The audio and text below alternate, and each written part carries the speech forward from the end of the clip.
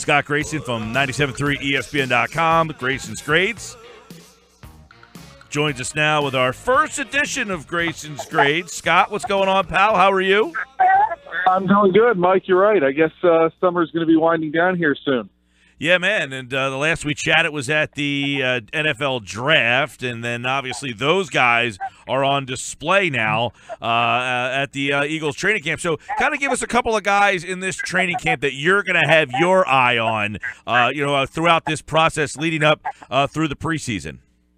Well, I think you got to start with the wide receivers, of course, with Alshon Jeffrey and Torrey Smith coming over, just looking to see how they fit in and really how the chemistry with Carson Wentz is going to kind of develop as they're around each other every day through this training camp and heading into the beginning of the season. Obviously, I'm excited to see what Derek Barnett can do as a newcomer on this defensive line. I think he's just what they needed.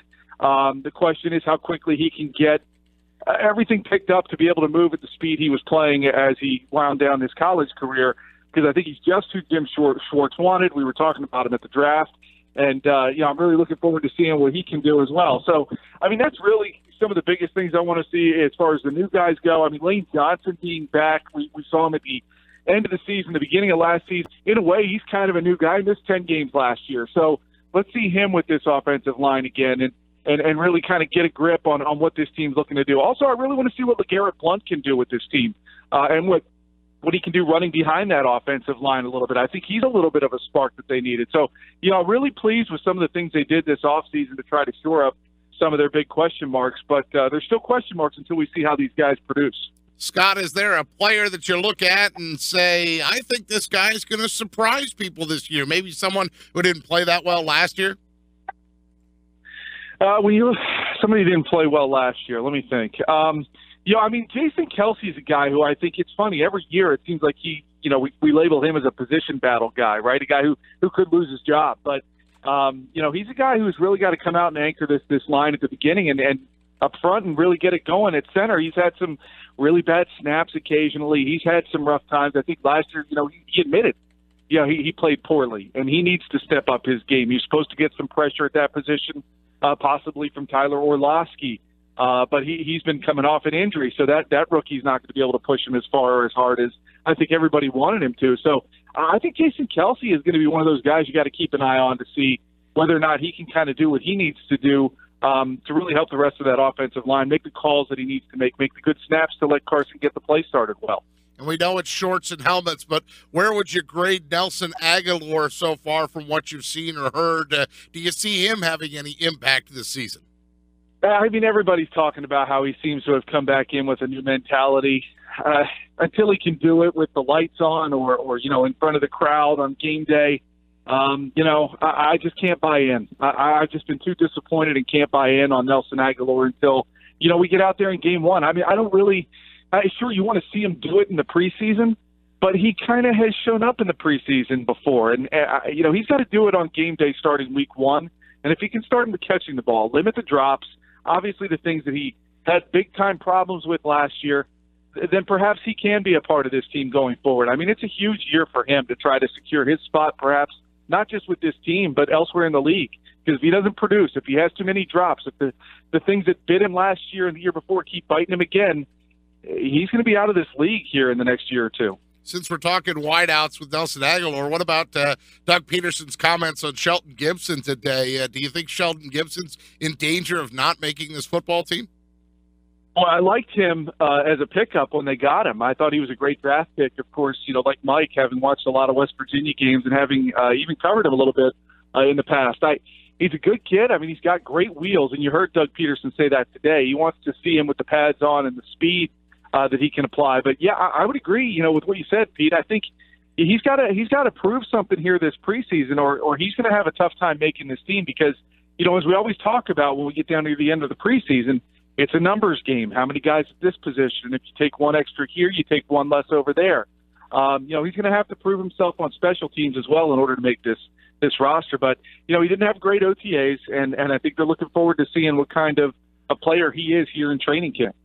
Scott Grayson is with us here. Of course, you can check out Grayson's grades after every Eagles game on our website, 973ESPN.com. And what about Zach Ertz? I think Ertz is a very interesting guy. 78 catches last year, but a lot of people would look at him and say, well, a lot of them come late in the year. I don't know. If we look through his numbers, it seems that he's a little bit more consistent than maybe he gets credit for. But where do you stand on Ertz and his role in this offense?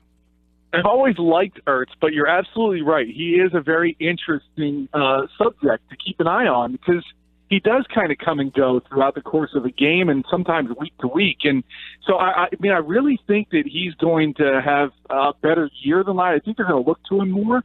And I think the fact that the offense is a little more solid around him should really help him be able to get more looks, because I think eventually teams keyed on that. They knew, right, look, Nelson Aguilar, we can leave him open. He'll drop a few. Jordan Matthews is even going to drop a couple, but you're going to keep a guy on him. But outside of them, DGB, you didn't have to stay close. I mean, there was nobody they had to really pay attention to on the outside. Now that they do, that should open up more things for a guy like Zach Ertz. With the offensive line being back and as highly billed as it is, should provide time for Carson Wentz to be able to look over the middle and find a Zach Ertz who may start on a block and release and go down the middle of the field. I think he could have a really good year, but I've kind of felt that way in the past and been let down. So, again, kind of like Nelson Aguilar, it's going to be kind of like, let's get to week one and see what Doug Peterson does with this offense. A lot of talk about the offense because there's a lot of new toys, Scott, but give me a guy on defense that intrigues you. Well, I mentioned Derek Barnett because I think, look at that domino, right? It's always interesting. You knock one domino down or take it out, and it affects the whole rest of the defense. If he can earn a starting spot, the depth on the defensive line becomes so much better. If he can't, now you're asking a guy like Vinny Curry to possibly play a lot more snaps than you were initially expecting at this point. So, I'm really intrigued by him. Of course, all eyes are on Fletcher Cox. Can he continue to produce like he did last year? The expectation is there, and I think rightfully so. But as you move back then into the linebackers, I mean, I think Michael Kendricks is a guy who we talk about him every training camp. Is he going to make the roster? Will he do that again this year? And, of course, as you go back to the secondary, Rasul Douglas is a guy I really want to see step up and be able to try to grab one of these starting cornerback spots. I know the coaching staff wants to see him step up too. He comes in highly touted, great ball skills, could be a guy who could grab an interception here or there at the right time. So those are some of the guys I'm definitely keeping an eye on here through training camp and in the preseason to see if they can kind of try to assert themselves a little bit. All right, Scott Grayson, of course, Grayson's grades. Scott, give us a grade of the offseason as we enter training camp now. I'm going to go B. I was pretty pleased with a lot of the things they did in the offseason. Of course, cornerback is left as a big question mark. But you know what? I'm going to go with a B, but I really do like the addition of Sidney Jones. I liked him going into the draft. I hated the fact that he got hurt.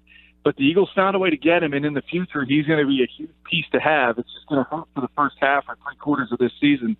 But he's another guy you want to keep an eye on. But I like what they did in the offseason. I felt like they did address some needs. And now it's up to some of these guys who came in to step up and prove them right. All right, he's Scott Grayson, and, of course, Grayson's grades on our website after every Eagles game, 973ESPN.com.